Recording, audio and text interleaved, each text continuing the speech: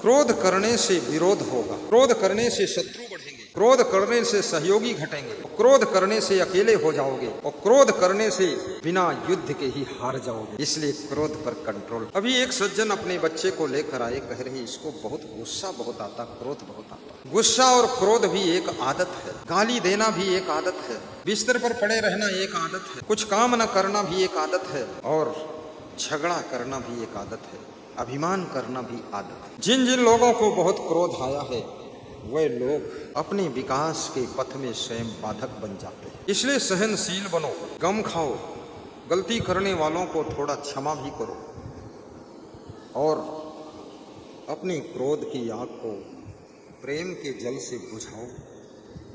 जहाँ क्रोध रहता है वहाँ लक्ष्मी नहीं रहती है, जहाँ क्रोध ज्यादा आता है वहाँ लक्ष्य की प्राप्ति नहीं होती है, जब लक्ष्य की प्राप्ति नहीं होती तो लक्ष्मी की भी प्राप्ति नहीं होती है।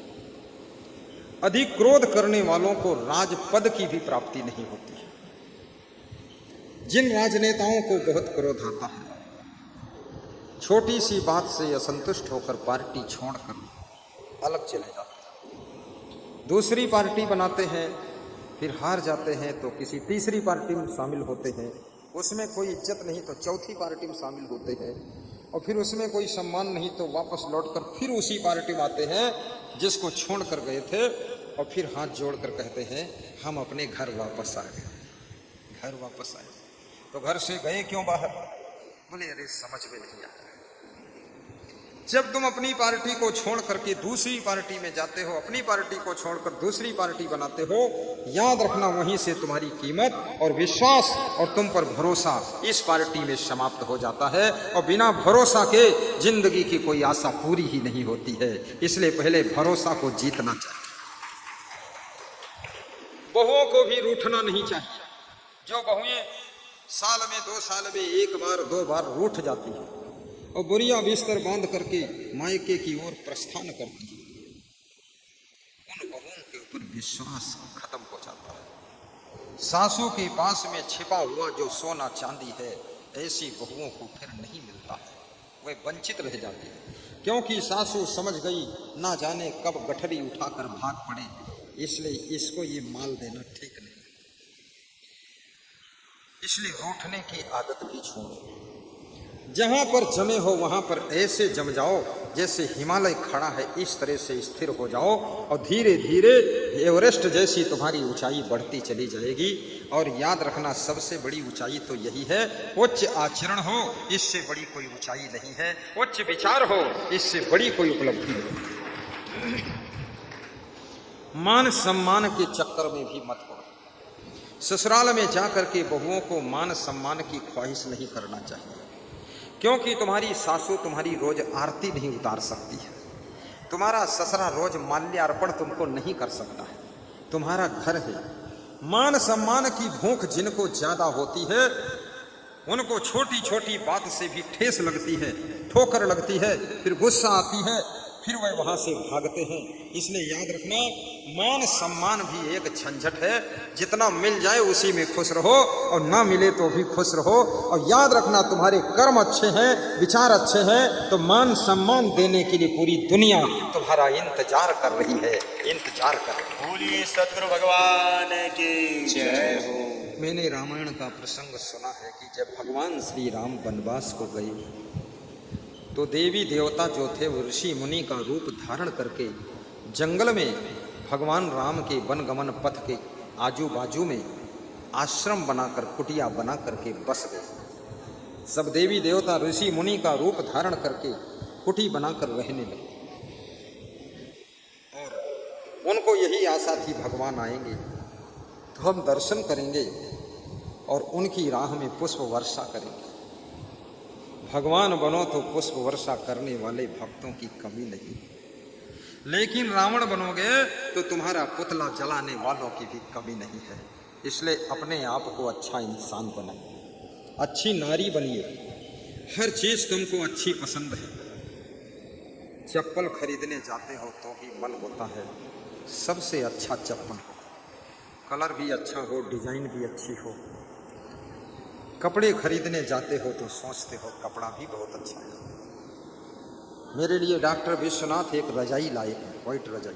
बाजार में नहीं मिली तो उन्होंने कपड़ा खरीदा, रुई खरीदा, बनवाया, फिर कवर खरीदा, अच्छी से अच्छी लेकर आए हैं ताकि गुरु अति ठंडी में भी ओढ़ ले तो पसीना निकल जाना चाहिए। अच्छी ही लाए हैं। इतना अच्छा गुरु तो इतनी अच्छी रजाई।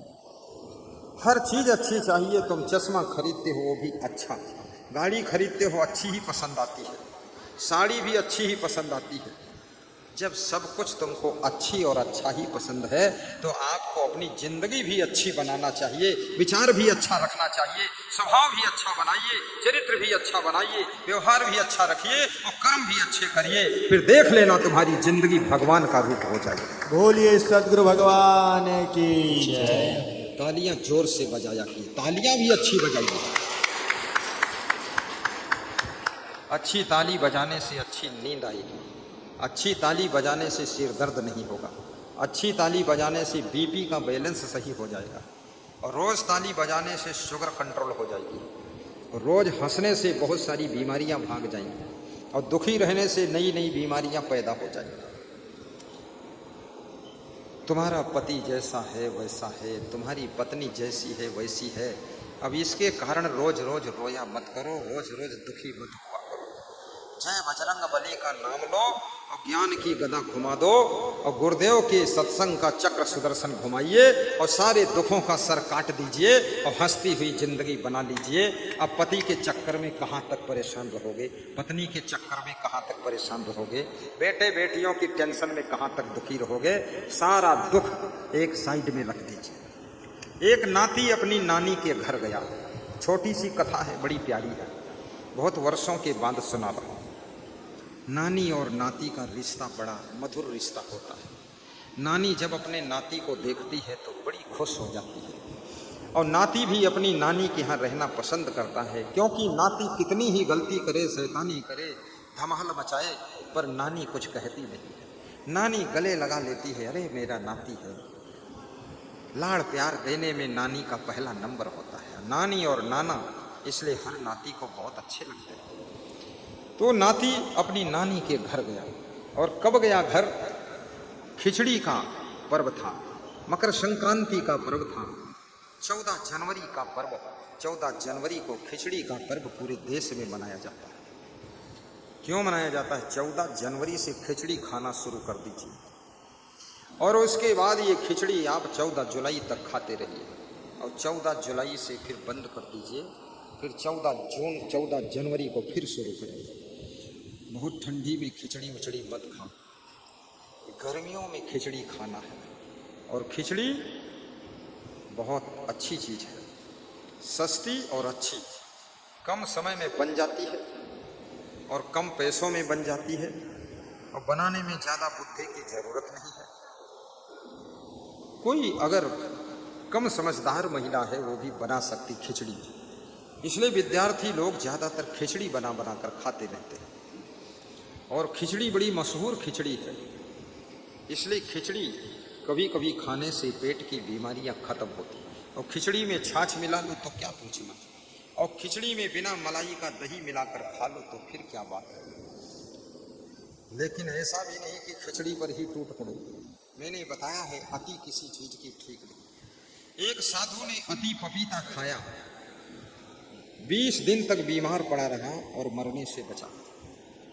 एक साधु ने मीठा खाया अति, उसके दोनों पांव डबल फूल गए। डॉक्टर के पास गया, डॉक्टर हैरान हो गया, पूछा क्या हुआ, क्या खाते हो? बोले मीठा। तो डॉक्टर ने कहा मीठा छूना मत, नहीं मर जाओगे, दोनों टांग काटना पड़ेगा। देखिए अति चीज हमेशा खतरनाक है। अति सोने से भी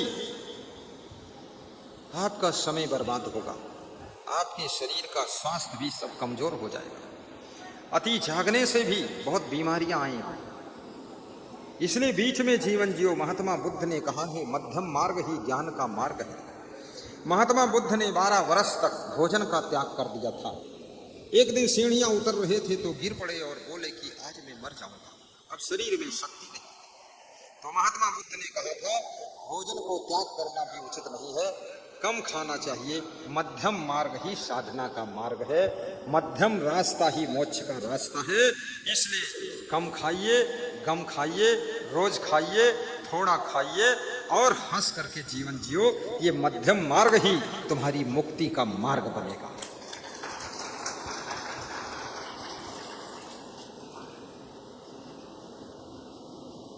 अच्छा जन्म बनो।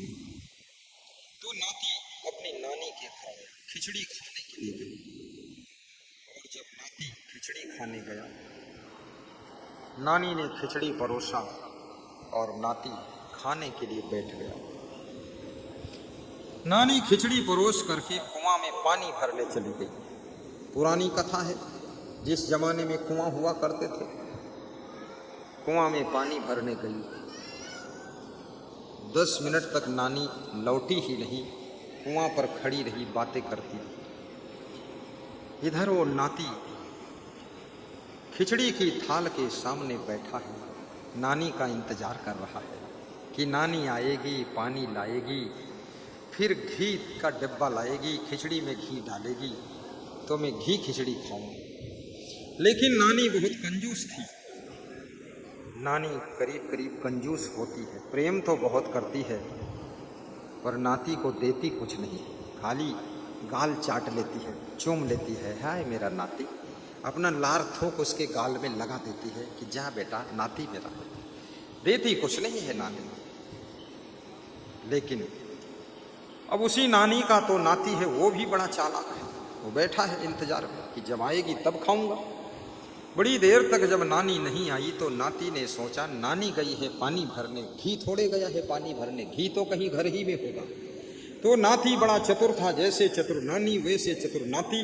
उसने घी ढूंढना शुरू कर दिया तो देखा रस्सी में घी का घड़ा टंगा हुआ,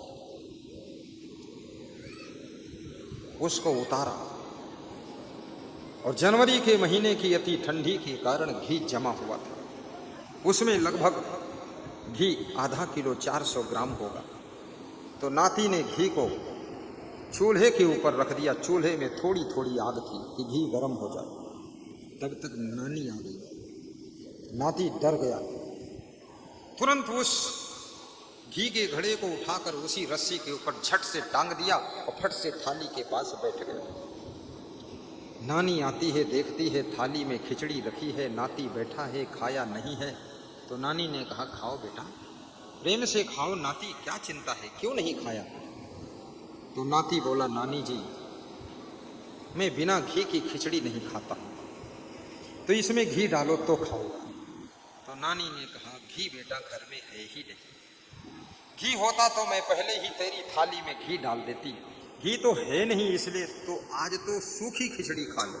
और वास्तव में सूखी खिचड़ी अच्छी लगती भी नहीं, गले में फंस जाती है।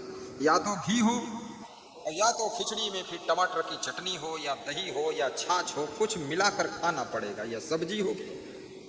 सूखी खिचड़ी जमती नहीं।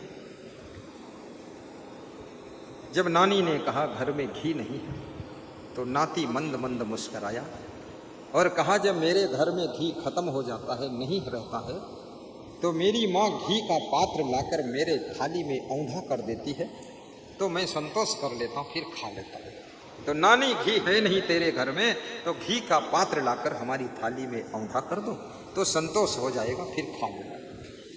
नानी जानती है कि ठंडी का महीना है तो घी जमा हुआ है, औंधा भी करूंगी तो गिरेगा नहीं। लेकिन नाती जानता है कि घी पिघला कर रखा हूं, औंधा करेगी तो गिरेगा जरूर। दोनों में चतुर खेल चल रहा है। नानी फास्ट स्पीड से रस्सी में टंगा हुआ घी का छोटा सा मटरा घाड़ा उतारती है और स्पीड से अपने नाती की खिचड़ी की थाल में औंधा कर देती है। और ज्यों ही औंधा करती है वो 400 ग्राम घी सब पिघलाया हुआ था, चूल्हे पर रखा हुआ था, तुरंत सब गिर गया, थाल भर गया। तो नानी ले ले, तेरे भाग्य में कहीं तली में पड़ा था तो गिर गया, लो खा लो बेटा। नानी ने सोचा मेरी चालाकी नाती को पता न चले, लेकिन नाती पहले ही चालाकी नानी की जान चुका है। किसी के साथ तुम चालाकी करते हो तो वो व्यक्ति यदि जरा भी बुद्धि रखता है तो जान जाता है। चतुराई चूल्हे पड़ी, न पूर्व पर्यो आचार, और सदगुरु के परिचय बिना चारों वर्ण बेकार। ये जो वर्ण है ब्राह्मण क्षत्रिय वैश्य शूद्र, ये वर्ण भी बड़े संक्रमण है, इनमें भी बहुत कल्चर बिगड़ चुकी है। और वर्ण की शरण में जो चला गया तो समझ लो वो हिंदू धर्म को कमजोर कर देता है। आज की तारीख में अपना अपना अहंकार लेकर लोग बैठे हुए हैं। पासी कहता है मैं चमार के घर नहीं खाऊंगा, और चमार कहता मैं भंगी के घर नहीं खाऊंगा, और भंगी कहता है मैं जंगी के घर नहीं खाऊंगा, और ब्राह्मण कहता मैं तो किसी का छुआ नहीं खाऊंगा, ठाकुर कहता है अरे मैं तो छूने ही नहीं दूंगा, और पिछड़ी जात वाले कहते हैं मैं तो पिछड़े हूँ लेकिन अगड़े में बैठूंगा, और वैश्य बनिया कहता है मैं तो जहाँ दांव पाऊंगा वहीं खा लूंगा। सब दुनिया भर का प्रपंच चल रहा है। कोई ब्राह्मण गुरु कहता है व्यास गादी पर ब्राह्मण ही बैठ सकता है, ठाकुर नहीं बैठ सकता, छत्री नहीं बैठ सकता, मुसलमान नहीं बैठ सकता, और ना तो बैकवर्ड बैठ सकता है ना तो शूद्र बैठ सकता है, केवल बैठेगा तो ब्राह्मण बैठेगा। लेकिन देवताओं ने ब्राह्मण की परिभाषा बताया है कि जीतेंद्रिय धर्म परा स्वाध्याय निरता शुचि काम क्रोधो वसो यस्य तम देवा ब्राह्मणम विदु। जो जीतेंद्रिय है उसे ब्राह्मण कहते हैं, जो धर्म के काम करता है उसे ब्राह्मण कहते हैं। आज की तारीख में ये राजेश साहनी ब्राह्मण बन गए, कुबेर सावनी ब्राह्मण बन गए, यशवंत साहनी ब्राह्मण बन गए, ये दुर्गेश भी ब्राह्मण बन गए, ये चौरसिया भी ब्राह्मण बन गए, और ये विश्वनाथ मौर्य तो बड़े ब्राह्मण हो गए। जो धर्म का काम करता है उसे देवता लोग ब्राह्मण कहते हैं, देवता लोग ब्राह्मण कहते हैं। ये मैं नहीं कहता हूं, देवता लोग कह रहे हैं। अगर गुस्सा होना है तो देवताओं से मिलो जाकर के, तुमने क्यों इसको ब्राह्मण कहा? तो शंकर जी के पास जाओगे तो त्रिशूल मारेगा तुमको, हनुमान के पास जाओ तो गदा से पीट देगा, वो इधर तुम्हें ठीक करेगा, और यदि पहुंच गए विष्णु भगवान के पास तो चक्र सुदर्शन चलाएगा, खोपड़ी गंजी हो जाएगी, और यदि दुर्गा के पास पहुंच गए और ये तर्क वितर्क किया तो दुर्गा के पास चक्कू भी है, छुरी भी है, तलवार भी है, तो तुम्हारी टांग काट देगी। बेईमान कहीं का फालतू बात करता है।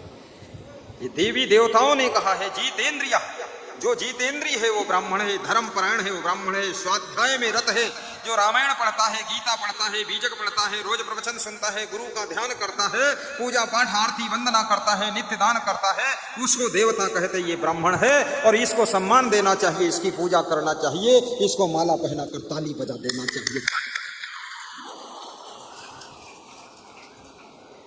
आज का युग ऐसा आ गया है कि सब अपनी अपनी जाति का पाति का अहंकार छोड़ करके एक साथ जुड़ करके और बीच बाजार में खड़े होकर के कहना चाहिए कि हम सब हिंदू हैं, मैं हिंदू हूँ। कोई बताता मैं त्रिवेदी हूँ, कोई बोलता चतुर्वेदी हूँ, कोई बोलता द्विवेदी हूँ, कोई बोलता कौन वेदी हूँ, कोई बोलता यादव हूँ, कोई बोलता क्या हूँ, कोई बोलता पटेल हूँ, कोई बोलता पाटीदार हूँ, और कोई बोलता पाटिल हूँ, कोई बोलता कुशवाहा हूँ, कोई बोलता वाहवाहा हूँ। अरे सब जाति पाति में बटे छटे कटे लोग, याद रखना एक दिन तुम कमजोर होकर के, जैसे मुगलों के शासन में मारे पीटे काटे गए, जबरदस्ती मुसलमान बनाए गए, जैसे अंग्रेजों के शासन में 250 वर्ष तुमको गुलामी करना पड़ा, ऐसे अगर बटे कटे छटे लटे पटे रहोगे तो याद रखना फिर से वही स्थिति आएगी। एक दिन तुम सब कटोगे, लुटोगे, मिटोगे, मुसलमान बनोगे, मार डाले जाओगे, या तो अंग्रेज लोग इस पर शासन कर लेंगे। भारत देश को बचाना है तो जाति पाति मत मजहब को मिटाना है और आपस में प्रेम से रहने की कला सीखना है। जिसके उच्च आचरण है वही सर्वश्रेष्ठ ब्राह्मण होता है, वही सर्वश्रेष्ठ ब्राह्मण होता है। बोली सद्गुरु भगवान की जय हो। और मैं तो समझता हूं हम आप सब मनुष्य हैं, मानव हैं, महामानव हैं, देव मानव हैं। मानव से बड़ा कौन है? देवी देवता भी मनुष्य का शरीर पाना चाहते हैं। जो मानव का शरीर तुमको मिला है, नर नारी का शरीर तुमको मिला है, ये शरीर देवी देवता भी इंतजार कर रहे हैं कि हमको मिल जाए। तो सोचो, ऐसे सुंदर शरीर को पा करके तुम जाति पाति लेकर बैठे हो, तुम तो देवी देवताओं से भी ज्यादा सुंदर शरीर प्राप्त कर चुके हो। इसलिए इस शरीर में स्वाध्याय कीजिए, गुरु मंत्र लीजिए, सत्संग सुन लीजिए और शाकाहारी बन जाइए और क्रोध करना बंद करिए। अपने जीवन को मंगल में बना लीजिए। हंसती हुई जिंदगी हो और मुस्कुराती हुई भक्ति हो, तब जीवन धन्य हो जाए। सत्संग करते करते 1 घंटा हो गया। सत्संग धीरे धीरे समापन की ओर भी चला जाएगा। बड़े भागी मानुष तन पावा। कौन है ऐसा जो कहता है मैं मनुष्य हूं? आप लोगों से पूछिए आपका परिचय क्या है। कोई नहीं कहता मैं मनुष्य हूं, क्योंकि वास्तव में मनुष्य बचा भी नहीं, वो मनुष्य रह भी नहीं गया है, वो जानवर से भी नीचे गिर गया है। क्योंकि चाणक्य कहते हैं ऐसा मन विद्या न तपो न दानम न चाप शीलम गुणो न धर्माते मृत्यु लोके भूई भार भूता मनुष्य रूपेण मृगाश्चरन्ति आहार निद्रा भय मैथुनानि सामानि चैमानि नृणाम पशूनाम ज्ञानम नराणाम अधिको विशेषो ज्ञानेन हीना पशुभि समाना मानस होकर ना मुआ मुआ सो डांगर ढोर एको जीव ठौर नहीं लागा भया सो हाथी घोड़। कबीर साहब कहते हैं पैदा हुए मनुष्य बन करके और मरते समय तक धीरे धीरे जानवर बन गए, हाथी बन गए, गधा बन गए, घोड़ा बन गए, सांप बन गए, बिल्ली बन गए, गिरगिट बन गए, क्या बन गए, सब बन गए, लेकिन मनुष्य नहीं बन पाए। खाली मनुष्य का चेहरा रहा लेकिन चरित्र सब जानवरों से भी नीचे गिर गया। इसलिए मनुष्य बन जाइए, इससे बड़ा कोई पद नहीं है।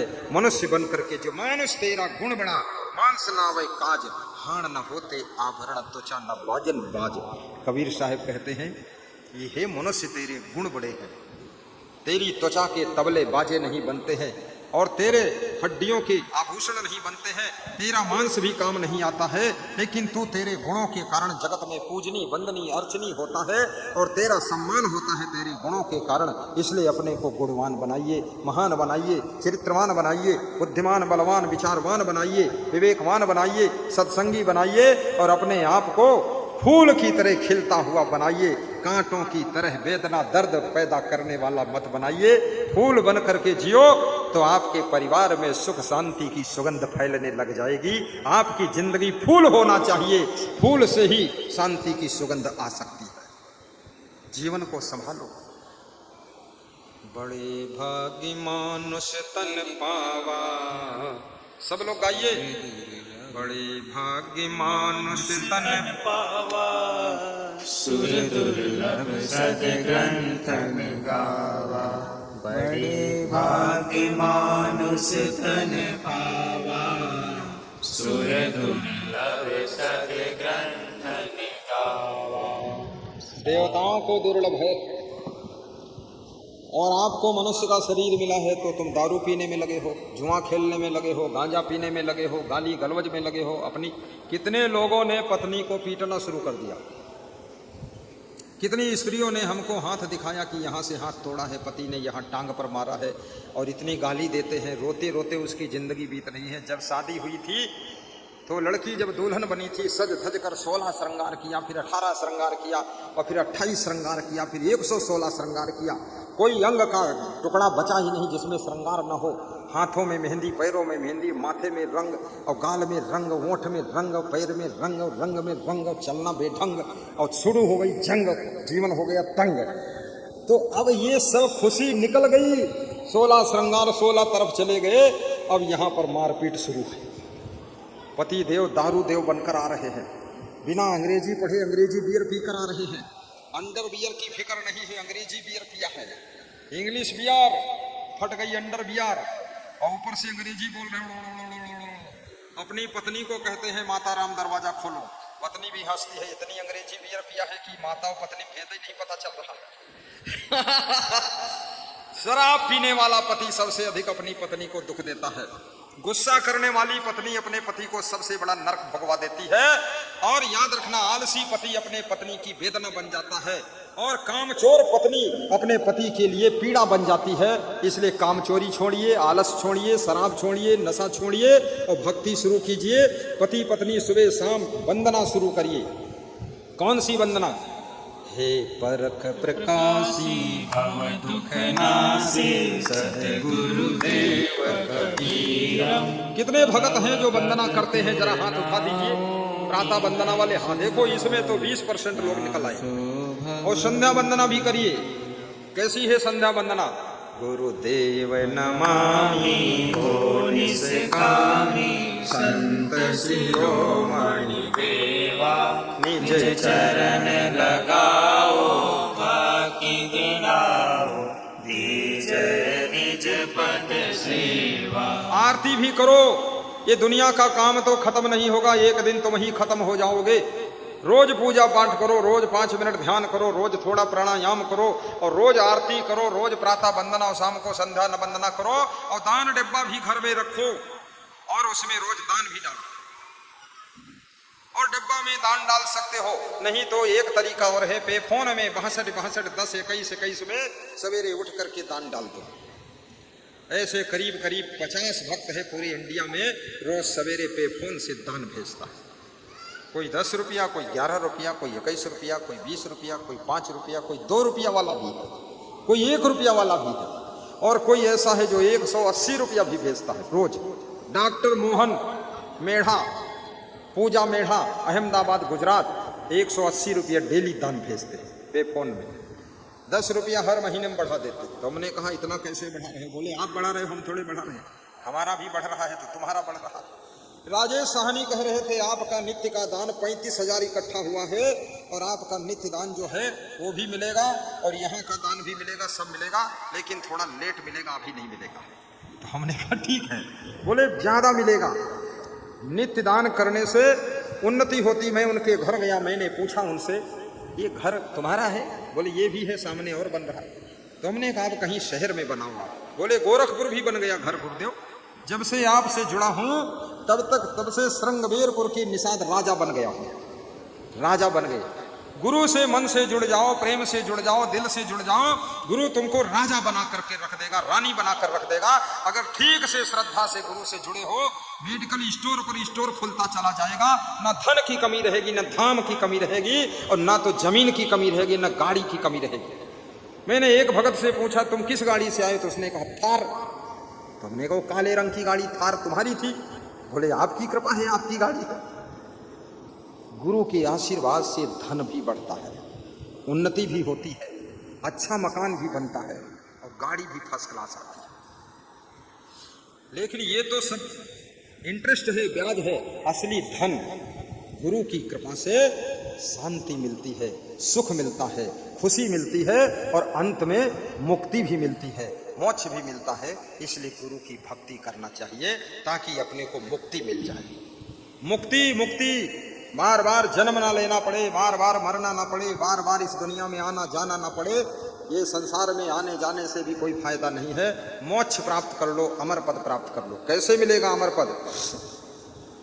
निर्माण मोहा जित संग दोषा, अध्यात्म नित्या विनिवृत्ति काम, द्वंद्वैर्विमुक्तः सुख दुख संगैः, गच्छन्ति अमूढ़ा पदम अव्ययम् तत्, गच्छन्ति अमूढ़ा पदम अव्ययम् तत्। तो नानी और नाती की कहानी छूट गई वहीं पर। अब आगे की कहानी बड़ी प्रिय कहानी है। नाती प्रेम से खाने लगा क्योंकि घी पड़ गया। तो नानी बोली नाती तुझे पता नहीं है, मेरे घर में जब नाती आता है तो नाती अकेले नहीं खाता है, उसकी थाली में साथ में नानी भी खाती है। नानी ने सोचा इतना घी अकेले खाएगा, मैं भी खा लूँ तो थोड़ा घी बांट लूँगी, अच्छा रहेगा, नहीं तो हमारा नुकसान होगा। नानी भी खाने बैठ गई। तो नानी बड़ी होशियार थी, नानी बातें कर रही थी, चर्चा कर रही थी और मन को बहला रही थी, नाती को इधर उधर कर रही थी, और नानी जल्दी जल्दी घी की तरफ से उठा उठा कर खा रही थी। और नानी कह रही थी अरे बेटा तेरी जो माँ है ये छोटी थी तब से बड़ी बीमार रहती थी, इसका भी बड़ा दुख हुआ हमको, और तेरी माँ का विवाह बड़े दुख में कर पाया, और तेरा जो बाप है ये भी बीमार हुआ, मेरा दामाद, इसका भी इलाज मैंने करवाया, वो भी दुख मैंने देखा, और तेरे मामा बहुत बीमार रहे, उनका भी दुख मैंने देखा, तेरे नाना जी बहुत बीमार रहे, उनका दुख देखा। ऐसे दुख दुख की बात सुनाती जाए और जल्दी जल्दी नानी खाती जाए, और नाती सुनने में लगा है नाती कब खा पा रहा है। तो नाती ने सोचा अब नानी को भी सबक सिखाना चाहिए। नाती ने कहा सबका दुख नानी तुम कहाँ तक रोगी, हम सबका दुख उठाकर एक साथ पी लेते हैं। उसने थाली उठाया और सब पी लिया, बोला सब दुख खत्म हो।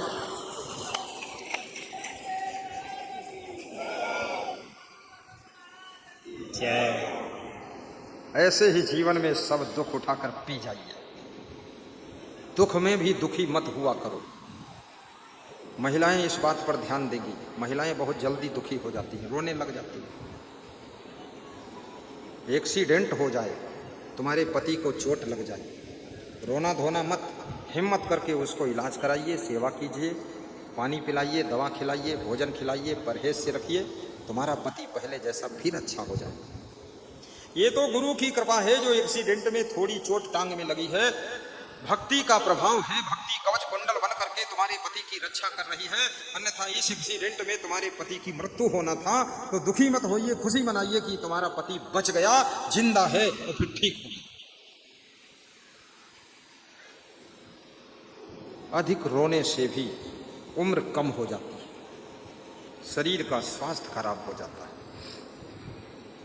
साल में बस 2-3 बार रो लीजिए, कोई ज़्यादा ज़रूरत है, बाकी बहुत मत रोइए। सर्दी गर्मी बरसात 3 सीजन होती है ना, 3 बार रो सकते हैं, बहुत रोना मत। मैंने कभी सुना ही नहीं कि भगवान कृष्ण कभी रोते थे, कभी पढ़ा ही नहीं मैंने कि भगवान राम भी बहुत रोते थे। कहीं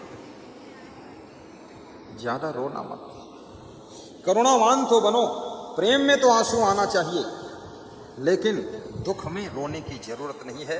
जब दुख आए तो अपने हृदय को मजबूत कर लीजिए, कड़ा कर लीजिए, बड़ा कर लीजिए, और जब सुख आए तो अपने हृदय को इतना कोमल कर लीजिए कि दूसरों को भी सुख बांटने की कोशिश कीजिए। रोना नहीं, दुखी नहीं है। श्री कृष्ण भगवान कहते हैं कि दुखेषु अनुद्विग्न मनः सुखेषु विगत अस्पृहा वीत राग भय क्रोधा स्थित धीम उच्यते। जो दुख में दुखी नहीं होता और सुख मिलने पर जो मन में ये नहीं सोचता है और सुख मिले और सुख मिले, जितना सुख मिला है उस सुख को वो सुख से भोग लेता है, और सुख मिलने की उसके अंदर आकांक्षा नहीं, भूख नहीं है। जो सुख मिला है उस सुख में वो आनंद कंद हो चुका है, और जो दुख मिला है उस दुख में वो दुखी नहीं हो रहा है। दुख में दुखी ना होना ये बहुत बड़ी साधना के बाद में स्थिति प्राप्त होती है। दुख में दुखी ना होना।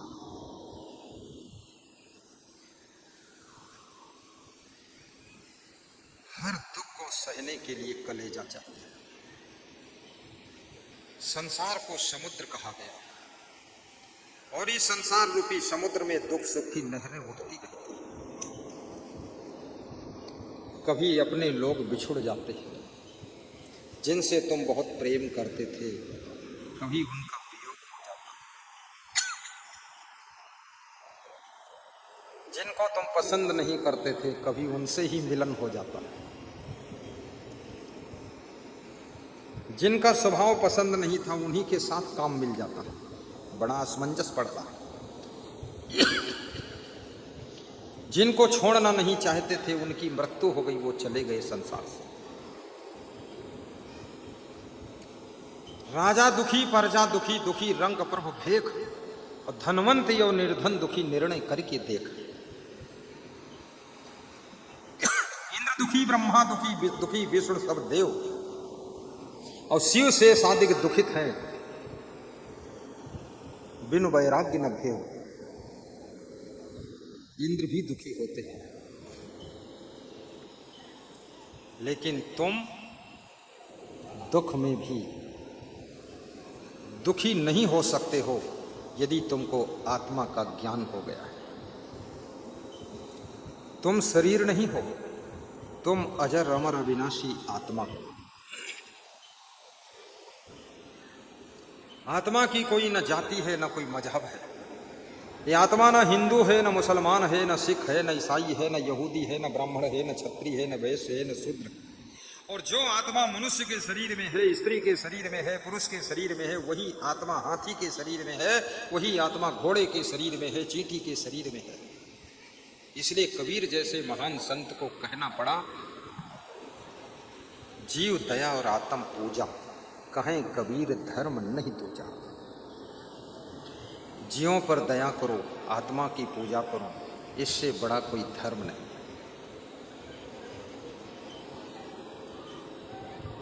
जीव घात नहीं कीजिए, बहुरी लेत वही काम। जीव की घात करने से उसका बदला तुमको देना पड़ेगा।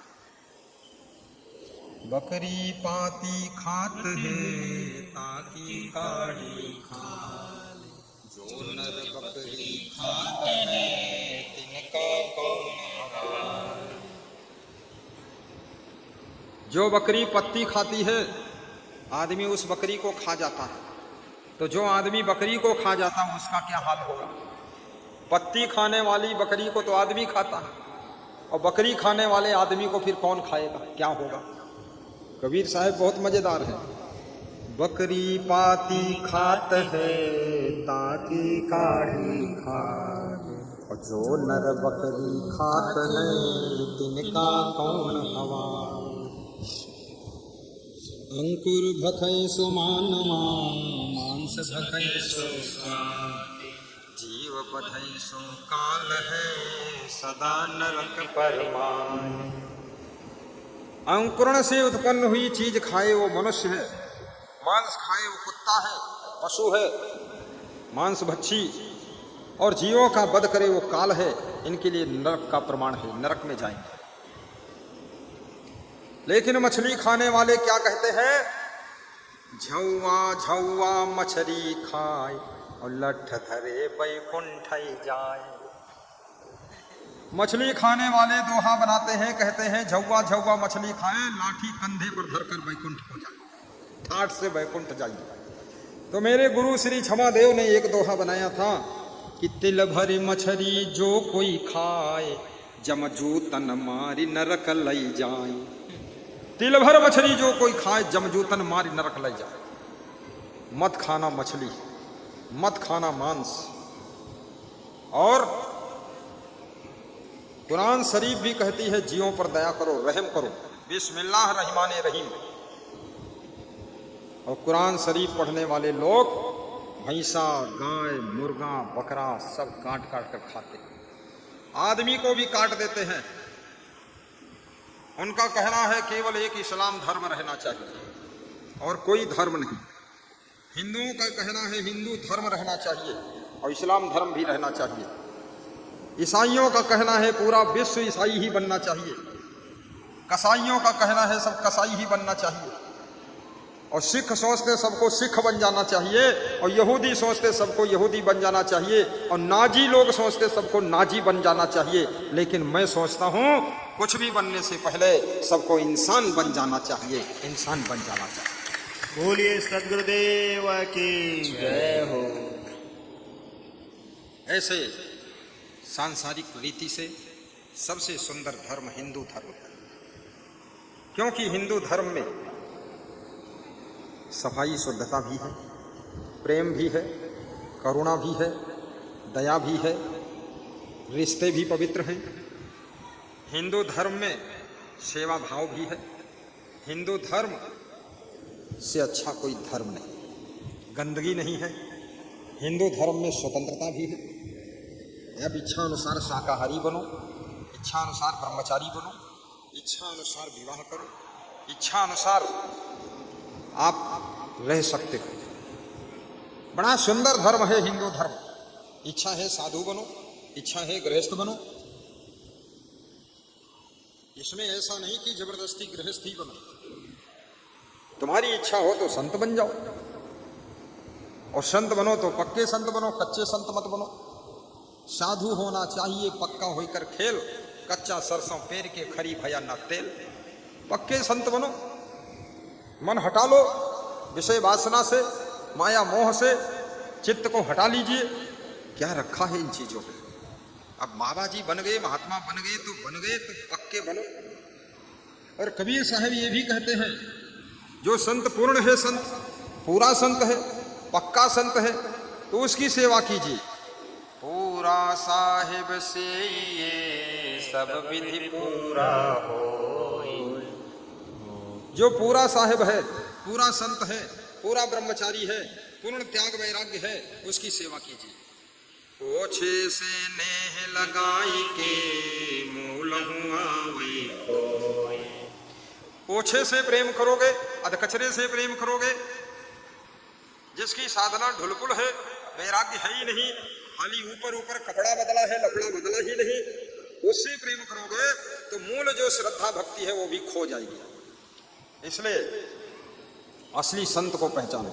असली संत की पहचान होती है, क्या पहचान होती है? एक तो कोई नशा नहीं करेगा, दूसरे चाय और कॉफी और लिमका, कोको कोला और फेंटा पेप्सी के चक्कर में भी नहीं पड़ेगा। ऐसा नहीं कि पतीली चूल्हे पे हो जा सवार और मैं 17 चाय पीने के लिए हूं तैयार। संत कोई नशा नहीं, बीड़ी भी नहीं पिएगा, तम्बाकू नहीं खाएगा।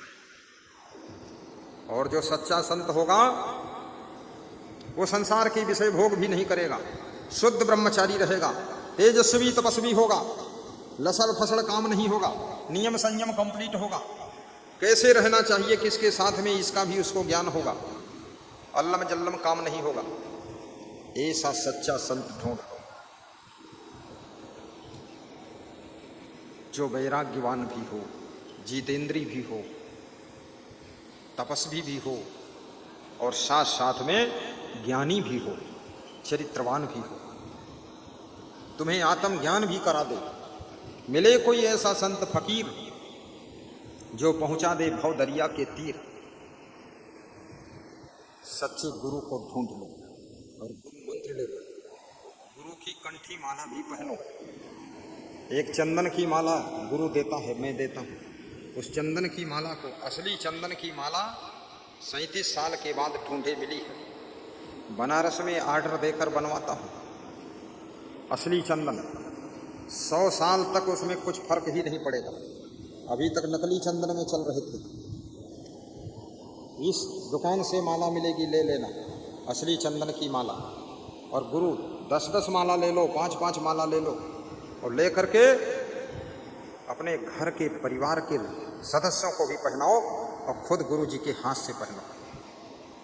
जितने भगवान हैं, जितने देवी देवता हैं, सबके गले में आपको कंठी माला मिलेगी। फोटो देख लीजिए, मिलेगी कि नहीं मिलेगी? सब देवी देवता माला पहनेंगे। तो गले में कंठी माला होनी चाहिए, भक्ति की माला होनी चाहिए, चंदन की माला या तुलसी की माला। तुलसी की माला भी वैष्णव भक्त को पहनाई जाती है और चंदन की माला भी पहनाई जाती है। चंदन शीतल होता है और तुलसी रोग निरोधक होती है। सबके गले में माला होना चाहिए। सच्चे संत की सेवा करना चाहिए, तन से मन से धन से सेवा करना चाहिए और अपनी माता पिता की भी सेवा करना चाहिए। सास ससुर की भी सेवा करो, दादा दादी की भी सेवा करो। उनको वृद्धाश्रम मत छोड़ो। दादा दादी को घर में छोड़कर शहर में मत चले जाओ, अकेले वो क्या करेंगे? उनको भी शहर ले जाओ, फिर वहीं रखो अच्छा कमरा बना के। जो बूढ़ों की सेवा करता है वो स्वयं जल्दी बूढ़ा नहीं होता है और जो वृद्धों की सेवा करता है आयु विद्या यश और बल बढ़ता है। जो माँ को प्रसन्न रखता है उसकी प्रसन्नता अखंड रहती है। जो पिता को खुश रखता है उसकी खुशी कभी कम नहीं होती है। जो भाई भाई प्रेम से रहता है उसका बल कभी कम नहीं होता है। और जो पति पत्नी प्रेम से रहते हैं उनके घर में लक्ष्मी कभी कम नहीं होती है। लक्ष्मी कभी कम नहीं होती। जो गुरु शिष्य प्रेम से रहते हैं उनके आश्रम में भी कोई कमी नहीं रहती है। जो गुरु भाई हिल मिल करके काम करते हैं उनका आश्रम स्वर्ग जैसा चमकता है।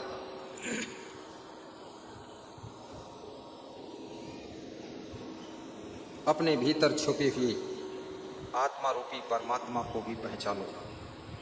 भगवान को बाहर मत ढूंढो, भगवान तुम्हारे अंदर ही छुप कर बैठा है। तेरा साईं तुझ में जाग सके तो जाग। माया मोह की नींद से जागोगे तब तुम्हारे भीतर छुपा हुआ साईं तुमको पता चलेगा। ज्यों तिल माही तेल है चकमक माही आग, तेरा साईं तुझ में जाग सके तो जाग। कस्तूरी कुंडल बसे मृग ढूंढे बन माही, ऐसे घट घट राम है दुनिया जाने नाय।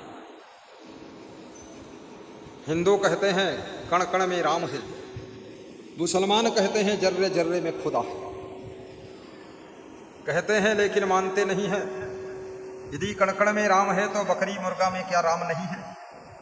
वो तो कण से बड़ा कण है, उसमें तो तमाम कण है। फिर उसको मारकर कैसे खा पाओगे?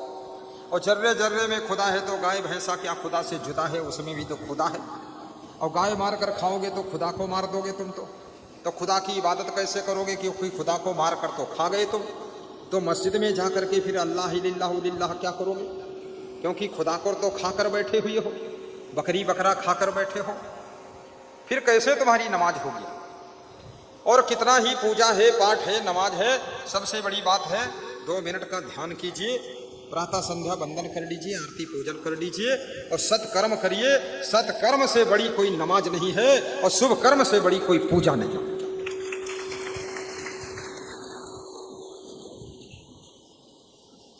न शुभ कर्म न गुरु भक्ति न साधु की सेवा, न शुभ कर्म कियो। गाइए, सब लोग दोहराइए। भीड़ ज्यादा है, भंडारा भी है, पूड़ी है, सब्जी है, पूड़ी सब्जी है ना, पूड़ी सब्जी का भंडारा है, दाल चावल भी है, पूड़ी है, सब्जी है, सबके लिए है। घर में रसोई बनाना नहीं है, खा पी के जाना है, चिंता करना नहीं है। लाल भोग पहले खिलाया जा चुका है, जिसको लाल भोग नहीं मिला है अब उसको पीला भोग मिलेगा। बैठे रहो, ज्ञान भोग लेते रहो। न गुरु भक्ति न साधु की सेवा, न शुभ कर्म कियो। कबीर साहब बड़ी दुखद बात कह रहे हैं। न गुरु भक्ति न साधु की सेवा, न शुभ कर्म कियो। कहीं कबीर सुनो हो साधु, चोला छूटी गयो। उम्र सब धोखे में बीती गयो, उम्र सब धोखे में बीती गयो। न गुरु भक्ति न साधु की सेवा, न शुभ कर्म कियो। साधु की सेवा भी करना चाहिए, क्यों? ताकि साधु पूरे समाज की सेवा कर सके। एक साधु को बिहार में देखा तो ऑटो चला कर आया। मैंने कहा तुम साधु ऑटो चला कर आए हो? बोले इस क्षेत्र में कोई मेरे को कुछ देता ही नहीं है, तो जीवन यापन के लिए ऑटो खरीद कर चला रहा हूं और भजन करता हूं। मैंने कहा नाम क्या है बाबा आपका? बोले नाम है बेधड़क। उन्होंने कहा तलवार रखते हो? बोले तलवार इसलिए रखता हूं कि कोई ज्ञान से ना माने तो तलवार से लगा देता हूं। प्रेम बहुत था। अगर साधु संत महात्मा, जो लोग साधु संत बिजनेस में चला गया या ज्यादा इसमें सब बिजी हो गया, वो सत्संग तुमको क्या सुनाएगा? वो तो तुम्हारे जैसे वो भी वही बवाल में पड़ गया। इसलिए साधु की थोड़ी थोड़ी सेवा सब लोग कर लो, ताकि साधु फ्री रहे तो तुमको खूब सत्संग सुनाए, ज्ञान सुनाए, आशीर्वाद दे और दिन रात दर्शन दे, तुम्हारा कल्याण करे। उसको कम से कम इसलिए बचा के रखो। बोलिए संत भगवान की जय।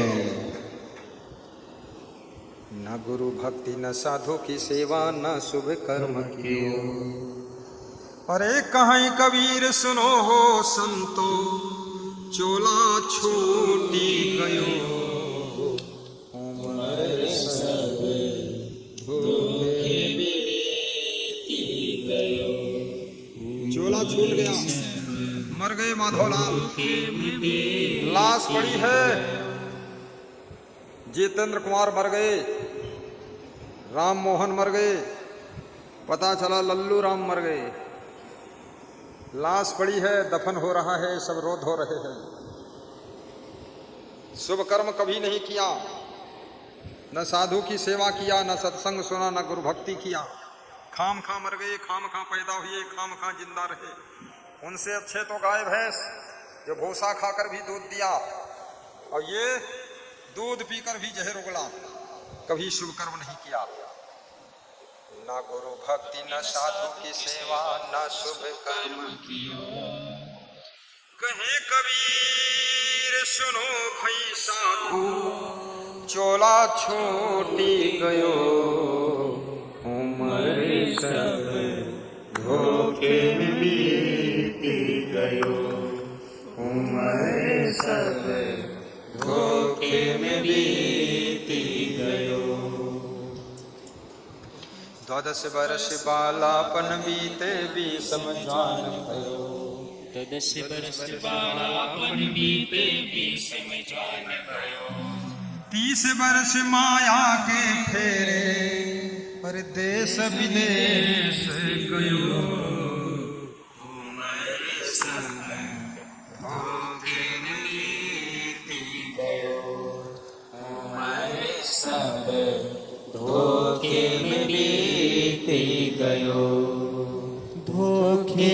बीती गयो धोखे में बीती गयो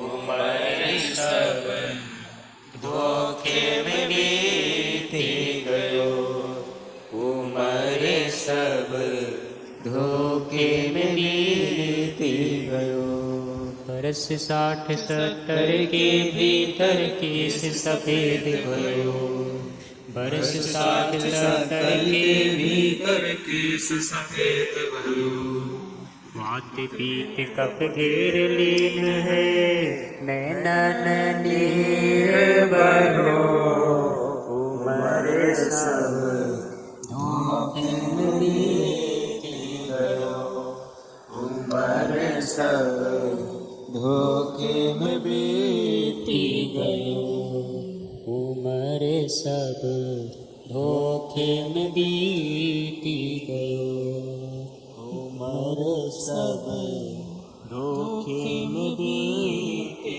गयो लड़का बहुहर बोली बोले बुढ़ऊ मरी ना गयो उम्र सब धोखे में बीती गयो जिनके लिए जिनके मोह में तुमने भक्ति नहीं किया गुरु मंत्र नहीं लिया सत्संग नहीं सुना माया जाल में ही घोड़े की तरह दौड़ते रहे जब बूढ़े हो जाओगे कमजोर हो जाओगे खाट पर पड़े रहोगे तो लड़के और बहू सब मन में यही सोचेंगे बुढ़ऊ मर जाते तो अच्छा था। बोलो बेटे बुढ़ऊ गा दो बोलो लाइन गाओ 40 बरस अंत जब लागे बाढ़ो 80 बरस अंत जब लागे बाढ़ो मोहन लड़का बहुहर बोली बोले बुढ़ऊ मरी न गयो उम्र सब धोखे में बीती गयो उम्र सब धोखे में बीती गयो चली जा रही है उम्र धीरे धीरे झुकी जा रही है कमर धीरे धीरे घटी जा रही है नजर धीरे धीरे चली जा रही है उम्र धीरे धीरे। हर व्यक्ति धीरे धीरे बुढ़ापे की ओर जा रहा है उम्र बीती जा रही है थोड़ी भक्ति कर लो सेवा कर लो सुमिरन कर लो दान भी कर लो मरने के बाद 1 रुपया भी तुम्हारे साथ नहीं जाएगा सोना चांदी भी नहीं जाएगा तुम्हारे साथ में पाप और पुण्य ही जाएगा इसलिए शुभ कर्म पुण्य कर लो और पाप छोड़ दो अपने पति की भी सेवा कर लो पति को सताओ मत पत्नी को दुखाओ मत बच्चों का भविष्य बर्बाद मत करो धर्म के लिए भी कुछ अंश निकालो डेली समय निकालकर मोबाइल की यूट्यूब में प्रवचन सुनो जब तलक है जिंदगी फुर्सत न होगी काम से कुछ समय ऐसा निकालो प्रेम कर लो राम से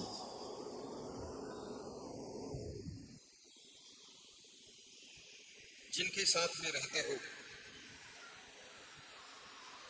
उनके बीच में गम खाकर भी रहो वफादार बनकर रहो तुम्हारे ना होने पर तुमको लोग याद करें कि बहुत अच्छे आदमी थे दूसरों का भी ख्याल रखो मनमानी मत करो बचपन में शिक्षा में मन लगाओ मोबाइल से मन को हटाओ फैशन से मन को हटाओ खोपड़ी के बालों में भी बहुत डिजाइन मत बनाओ डिजाइन बनाने में भी टाइम बर्बाद मत करो अपनी मकान को डिजाइन से बनाओ, दुकान को डिजाइन से बनाओ, अपनी दाढ़ी में भी डिजाइन मत बनाओ। अभी फैशन चला है, लोग दाढ़ी में भी डिजाइन बनाते हैं, कितने लोग खोपड़ी में डिजाइन बनाते हैं। और लड़कियां बालों की नाना प्रकार की डिजाइन बनाती हैं। 100 लड़की इकट्ठा करो तुम्हें 100 प्रकार की डिजाइन मिलेगी, एक की खोपड़ी के बाल दूसरी से मैच ही नहीं करेंगे। कितना दिमाग है, बुद्धि